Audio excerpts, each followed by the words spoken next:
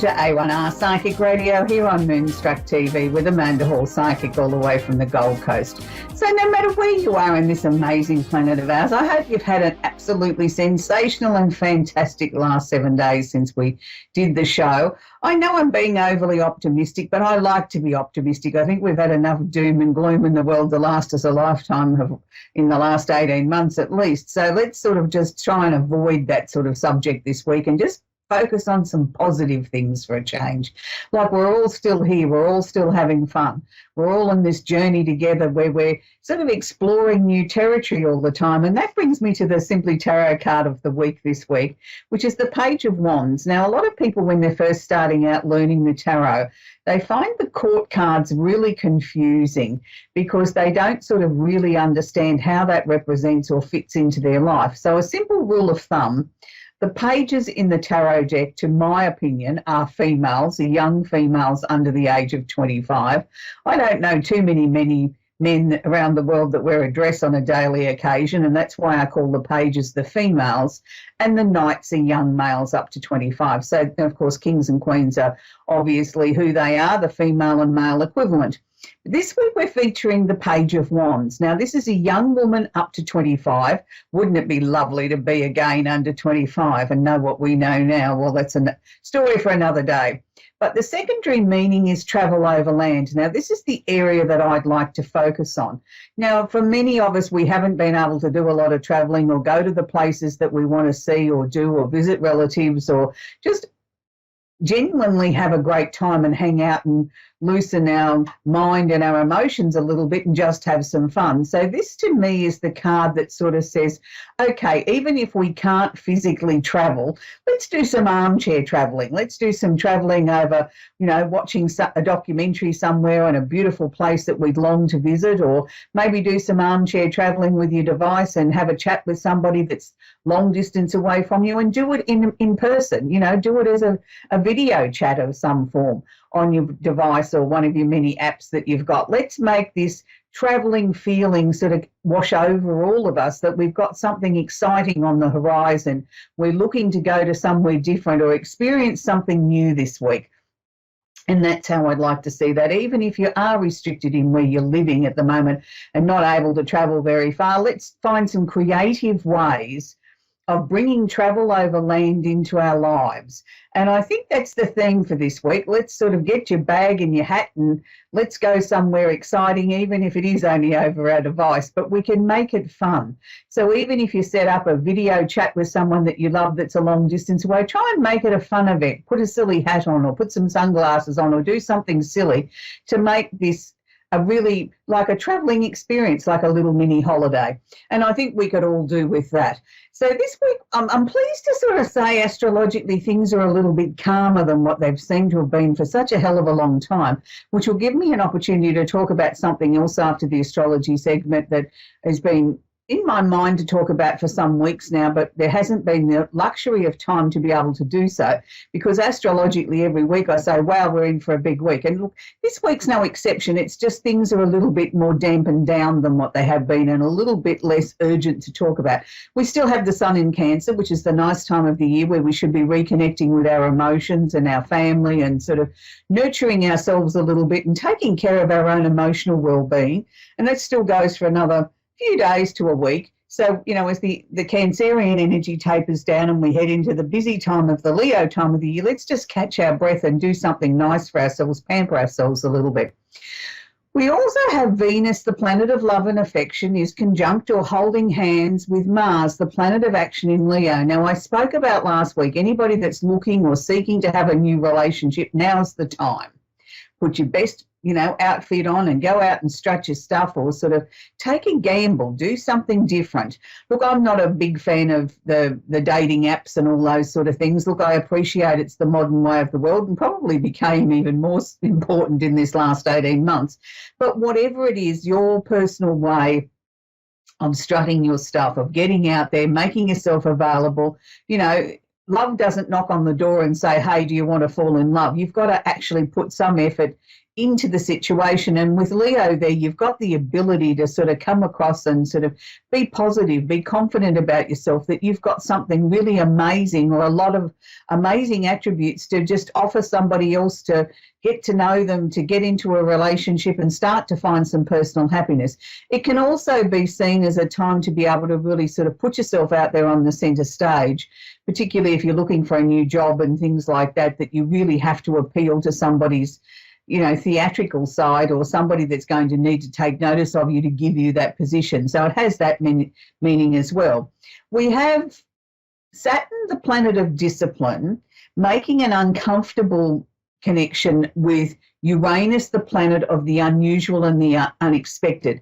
Now, when we say uncomfortable, we talk about this in astrological terms as a square. So it means it's not easy. It means there's effort, and we need to work hard to bring this union together, to make this feel a comfortable connection, to gain the very most that we can out of this connection. We really do need to put an effort in. So Saturn is the discipline planet. It's like the father figure in the chart. It's somebody that says, have you really thought this through? Have you done your homework? Have you dotted all your I's and crossed all your T's? And because Saturn is sitting in Aquarius, which is asking us to think outside the square, is to do something daring and different, to have a different approach to things, to sort of not always put our same feet in the same holes and make the same mistakes or come to the same decisions and choices. So Saturn feels quite uncomfortable here to begin with, because he's being challenged at every turn. But at the same time, this can bring about some brilliant new ideas, some different ways of approaching things, different ways of looking at things, maybe things that other people are going to poo-hoo, maybe things that other people haven't dared to even voice and sort of say, gee, I might be interested in that, or I might join you on the bandwagon, because it's not the most popular choice. Now, that's not saying it's right, and it's not giving it a gold star and saying, go to the top of the class. It's just saying it's another way of looking at things. Now, when we have a square, it's uncomfortable, it's difficult, there's work to be done, it's not easy, it doesn't flow. We both have to come to the negotiation table. So when you're talking about Uranus, which is one of the outer planets, which is a planet that it's one of my favourite planets. It reminds me of the Tower card in the tarot. If something's not working in your life, be very, very careful what you send out to the universe, because you might just get it. It's a planet that creates the openings. It creates opportunity. It doesn't always do it in a pleasant way. Sometimes, things that happen in our lives at the time that seem a terrible catastrophe or disaster, and we don't think we're ever going to get past it, and how could this happen to me, and woe is me time, is sometimes turns out to be the greatest breakthrough that we've ever had. That's how Uranus works. Now, Uranus is sitting in Taurus. Now, Taurus is about our own personal money, the things that we believe in, the things that we dig our heels in about. We are all stubborn. I don't care which star sign you are. Some are a little bit more than others, but we all have a stubborn streak, a point of that's not negotiable. I'm not going to budge on that. That's my belief, and that's it. Shut the door. So we can all have that stubborn streak in us, no matter what star sign we are. But when you've got Uranus going through there and challenging the things that we thought were important to us, and how we structured our finances, and was finance the most important driver in our lives, and now all of a sudden we've had that challenge to sort of say, no, hang on a minute, there's other things that are maybe slightly more important in my life than having the biggest bank balance. So we've had a lot to contend with in this last 18 months. And, Uranus is only part the way through his long trek through Taurus. We've still got probably 4 to 5 years to go. So we've got to learn to work with Uranus, and the sudden things that can happen in our lives won't always be making this square to Saturn. So it's sort of asking us to sort of really re-examine where our deep-seated beliefs come from, the rules that we live our life from. Is it time to maybe make some modifications or make some changes, or think about it in a slightly different way, or come in from a different approach? Whatever your conclusion is, it's time to now sort of really challenge yourself. Now, I want to sort of move on to something that I've had lots and lots of queries about. People keep asking me, Amanda, can you explain to me what or who is my spirit guide? Now, a spirit guide is one of those sort of really tricky subjects to sort of broach with many people because everybody has a different version of what they believe a spirit guide to be. It's a little bit like religion, you know, you sort of don't go there. My personal belief for spirit guides, and this is my personal belief, it doesn't mean that anything that you may believe is wrong. I always teach people to follow what feels right to them in the pit of their stomach. If your gut tells you it feels right to you, then that's right for you. It's not necessarily what I'm going to share with you has to become your new right. It's only if it feels right to you. And after being in this industry for very, very many years now, and I've heard lots of different stories and interpretations and people's ideas and arguments for why they believe in a certain belief system, my personal belief system is our spirit guides are somebody that is passed over, that was emotionally connected to us, whether that be a family member, a friend, somebody that we were extremely close to, or somebody that we just had a connection with. We didn't necessarily have to have had the closest BF, you know, best friend sort of scenario in this lifetime. It was just somebody that we had a really strong connection with, could choose then to, when they pass over, to keep us in their mind of helping to guide us, to help get us on our rightful path. Now, we have to be very careful when we talk about these sort of things. Lots of people ringing up and lots of people messaging me and wanting readings and things. Oh, I just want to talk to so-and-so on the other side. I just want to connect with my grandmother or my mother, my father, my grandfather, my aunt, my uncle, my best friend. They don't always necessarily want to talk to us. Now, that's something that we have to be very clear on. It's not their role to tell us what to do. Their role is to help guide us if we ask for help. Now, the best way we can ask for help, and this is something I've done personally myself for many years, if I'm troubled about something and I need an answer, I ask my spirit guide or guides just before I go to bed in a voice out aloud what my question is.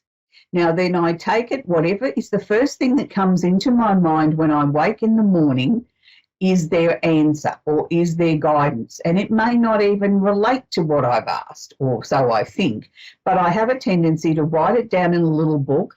I put the date next to it, and I also put how I felt, and I also put down what I'd asked the night before. And then it may take some time before that really starts to make sense in some sort of way. You know, look, I've had many messages where I think, well, they're completely wrong on that score. That doesn't even relate to this situation in any way. So why would they be asking me something like that?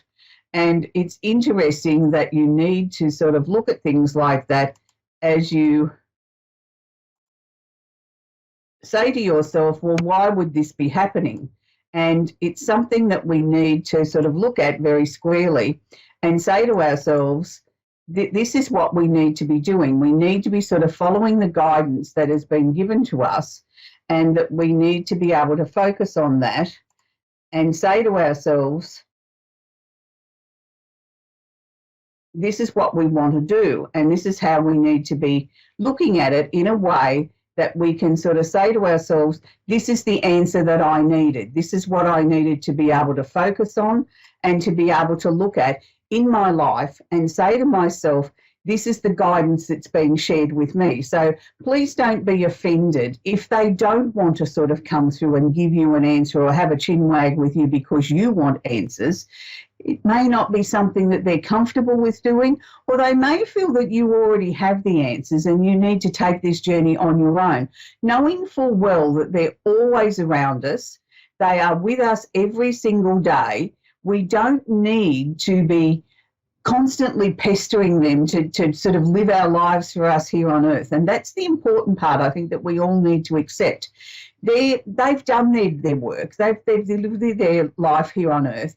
It's their time now. If they choose to have a little bit of a rest or do whatever they want to do on the other side, that's their choice. They're not at our beck and call that we can just dial them up when we feel like it. So I hope that's clarified that a little bit more, that spirit guides are somebody there that, yes, there isn't a spirit guide that's ever come through to me in the time that I've been doing this work that said to me I'm unhappy on the other side or I'm miserable. Of course they are upset, that they're no longer with us, because they lose each and every one of us. But at the same time, for a lot of people that have gone through to the other side, it's the end of the pain, it's the end of the suffering, it's the end of the emotional torment or trauma that they may have been experiencing here on earth. And we have to look at that in a way that we celebrate. We celebrate their lives that they had here on earth, but we also celebrate the fact that they're no longer in pain, they're no longer tortured, they're no longer dealing with the things that may have made them unhappy here, or the fact that maybe they got to a ripe old age and it was their body was just plain worn out. It was their time to go. So, there's many different ways of looking at it, and I'm not trying to minimise what loss is or grief is. I mean, we've all had our fair share of our own personal experiences of losing someone that was very close to us, or somebody that we dearly loved and we feel robbed and cheated at the time was taken away from us too quickly. So all of those sort of things are very real and very natural. And it's something that I felt strongly that I wanted to share with you, and have done for some time, because people keep asking me these sort of questions. A medium's role is to share with you a message if they choose to come through from the other side. We do not have a direct dial telephone. We don't have a teledex in front of us that we can sort of, look up their telephone number and dial direct and have a conversation. It is purely if they choose to come through. Most of the time we want to just know about things that are going on in our day-to-day lives, which a psychic or a tarot reader or somebody of that caliber, a clairvoyant, can answer for you without trying to connect to the other side. So I hope that's been as clear as I can make it for you, and I hope that gives you some answers on spirit guides. We're going to talk with Sherry now in Woodham in Ontario in Canada. Are you there, Sherry? I'm doing great. How are you? Very well, thank you, sweetie. Do you have a question I can work with today? Well, it's sort of just a basic question. I've just been noticing the last couple of months, I've been feeling a very strong pull towards something, but I'm not quite sure what, and I'm just feeling like there's going to be a major shift or major change in my life right now, and it just feels like it's getting closer, but I still haven't figured out what. Okay, Sherry, well, look, in a simple word, I think this is great news, because it means, number one, that you're starting to listen and look for the signs that are being shared with you from the other side. So that's number one. That's great, that you're starting to open your psychic energy up. The fact that you sort of have a bit of a mixed feeling about this, you know it's getting closer. Is it going to be good, or is it going to be not so good? Sometimes I think as humans, we get a little bit impatient, and we'll just get it out of the road, whether it's good or bad, let's just move it along. You know what I mean? We want to get to that next step, and that's okay. I mean, I'm the same as you when it comes to things like that. The best thing I can say to you, Sherry, is the more we start to open ourselves up and the more accepting we start to become of working with our own psychic energy, the longer the actual feeling is that, where once upon a time it might have snuck up on you when, you had a feeling and the next day it happened and, oh, great, that was out of the road really quickly. It was like having a toothache. You went to a dentist and had it pulled.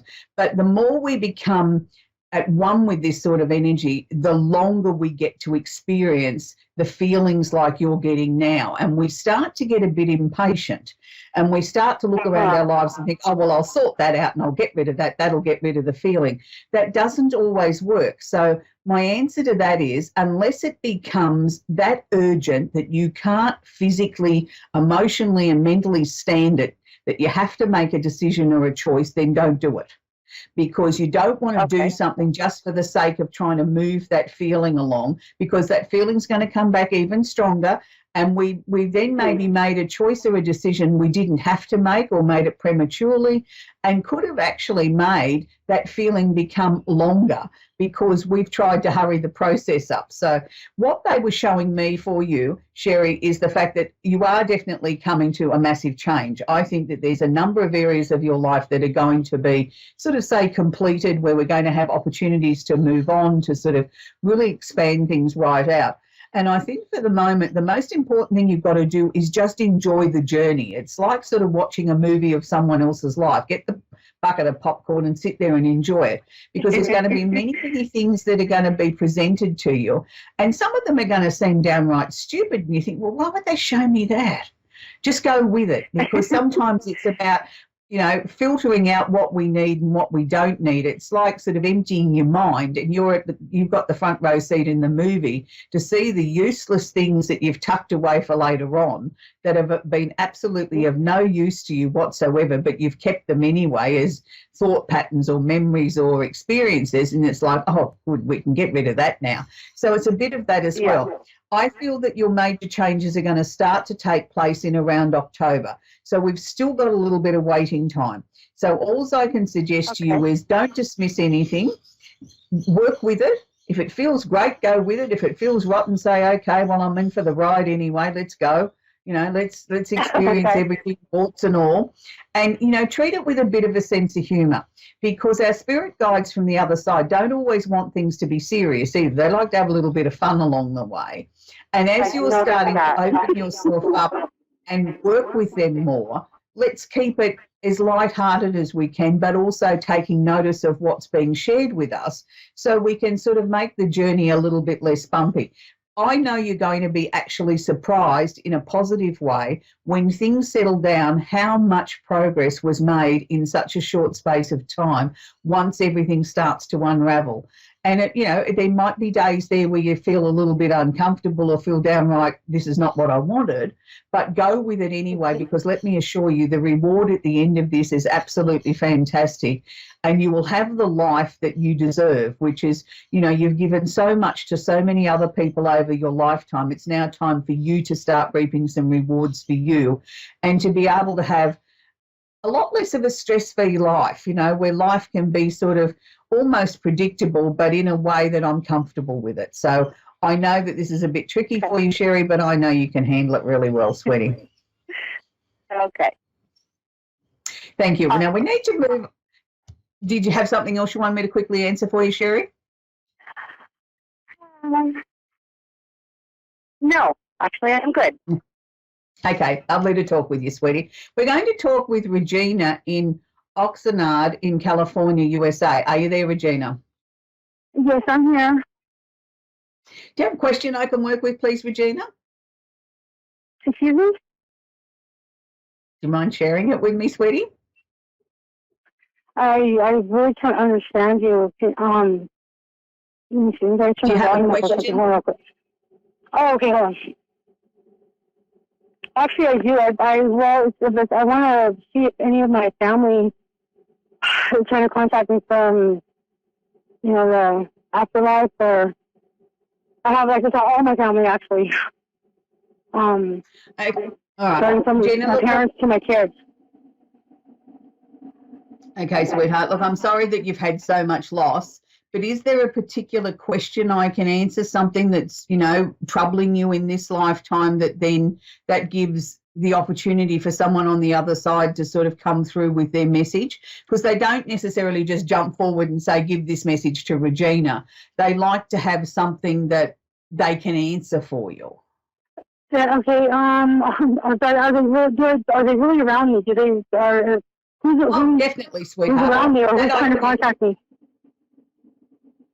Look, Regina, our dearly departed are always around us.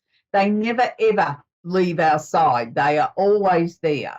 Whether we sort of feel their presence or we don't, they're always there. Let me assure you, they don't come into the private areas of our life, like the bathroom or our bedroom when we're dressing and things like that. But yes, your family are always around you. Was there 3 children that you lost? A 22-year-old? Well, I'm picking up 3 children. What do you mean, that passed away? Yeah, was there 3 children that you lost in some form or another? Because I was picking up the 3 children. They were with your parents. There was sort of like 3 younger members of society were with your 2 older people, which are your parents, and they were just sort of showing me that they're hugging them, that they're keeping them safe, that everything's okay. And it was sort of like they were collectively like a little family unit together that sort of seemed to come quite often and just spend time with you, that they don't necessarily have anything special that they want to share with you, but just to let you know that they're there, that, you know, they're watching you, they see what's going on in your life, and they also see the fact that you've been struggling a lot in this last 6 months. Has there been a number of emotional things that you've had to work through, Regina? Yeah.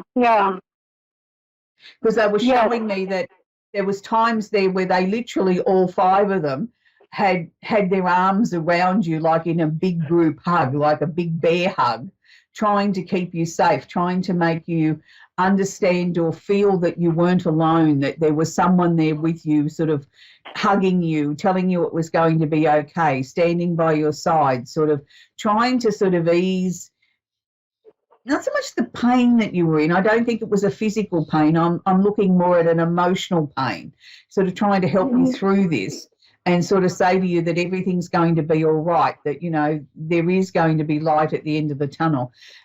With your family, I think they're a little bit more, dare I say, proactive than a lot of other passed on family members that I see. Yours seem to be sort of constantly doing something or trying to get your attention in some way, whether it be turning a light on and off or turning a device on or a television on when you know you've turned it off.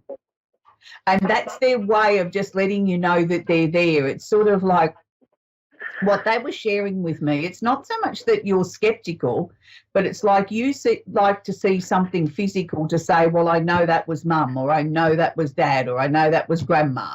You know, like you can associate certain things that happen with certain family members that have passed over. And that's why they make it so definite that the signals or the symbols that they're sharing with you, that you can't miss them. You know, like somebody turns the TV on at 2 o'clock in the morning, you know about it. You know, you got to get up and turn it off. So, you know, you didn't dream that. And that's what I mean. It's their way of just sharing with you that they're there, that it's to be a comfort to you. It's not necessarily have they got a life-shattering message to share with you or trying to warn you of something. They're just coming to say hello. You know, to let you know that they're definitely here. You're not dreaming it. You didn't mistake it. You're not going mad. They have definitely been for a visit. And the interesting thing is they seem to spend a lot of time rearranging your kitchen cupboards. Was that your mum? Was that something that she did often, was it? No, she was. When she was here on Earth, did your mum have a thing about always keeping her kitchen cupboards neat and tidy, that, you know, she was always making sure that everything was where it should be? She liked like tea sets and stuff like that, china, and you know, like little things that, you know, go in the kitchen. She liked little knick-knack things that went in there, and, you know, she always had like different things. Like I can't, you know, like little interesting little items. Yeah, because she's showing me that she's doing that to your cupboards. Like, that's just her message to you that she's still here. So unfortunately, Regina, we've come to the end of the show now, sweetie. I have to go. So it was lovely talking with you. So for many people around the world, you will get some sort of comfort out of Regina's message, just knowing that your spirit guides and your guardian angels are around you each and every day. So I hope you make the best of this next 7 days and do some armchair travelling or some device travelling and catch up with someone you haven't had a chat with, you know, face-to-face on the device for a while, and make it a bit of fun. Get your funky hat out or your cheeky sunglasses, or, you know, mix a cocktail up, even if it is a mocktail, and let's have some travel over this next week. Bye for now.